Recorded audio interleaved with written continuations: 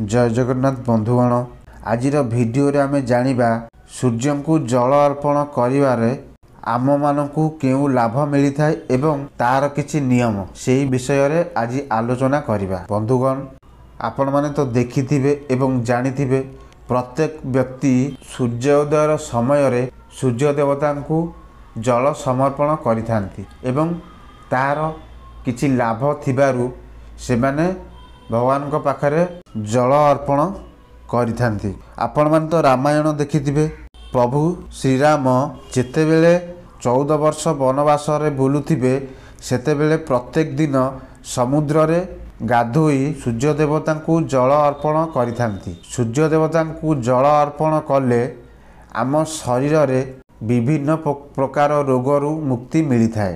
बंधुगण सकाळु स्नान करिवा परे सूर्य देवता को जल निश्चित रूपे समर्पण करंतु। तंबा लोटारे सूर्य को जल अर्पण करिबा सबुठारु उत्तम होइथाए। जल संगे एक लाल रंगर फूल सूर्य को अर्पण करंतु। शास्त्रीय अनुसार सूर्य आमर पितामाता होइथांती।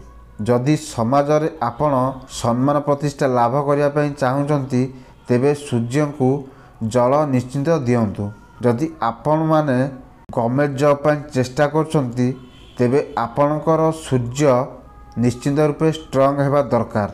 सेथि पई आपण सबुबेले सूर्योदय पूर्वर उठी स्नान सारी सूर्य को जल अर्पण करने को चेष्टा करंतु। आपणकर बहुत जल्दी शुभ खबर मिली थाए एवं परिवार रे जदि आपण को सम्मान मिलु नाही तेबे सूर्य को जल देवा आरंभ कर दियंतु। आपण को 21 दिन रे अनुभव करि परिबे। जिए सूर्य को जल अर्पण करे ता जीवन रे केबे भी दुख कष्ट दरिद्रता देखा जाई न थाए एवं तार दृष्टि शक्ति एवं स्मरण शक्ति वृद्धि होई थाए। बंधुगण केउ समय रे आपण माने सोइबे केउ समय रे उठिबे केउ समय रे गाधोइबे शास्त्रोपयन अनुसार ताहार किछि ना किछि समय वर्णना कराइछि। आपण माने सूर्य उदय पूर्वरु गाधोई सूर्य देवता को जल अर्पण करुछंती ताहाले आपण माने जीवन थिला पर्यंत निरोग रही परिबे। बंधुगण आपण माने प्रत्येक दिन सूर्य देवता को जल अर्पण करंतु जहा द्वारा आपण माने निजे भी अनुभव करिवे जे मो जीवन रे सुख एवं समृद्धि बढ़ुची कि नाई अनुभव करि परिबे। बंधुगण यही सब नियम को जदि आपण माने पालन करिवे आपणक जीवन रे दुखर छाया केबे भी देखा जीव नाही।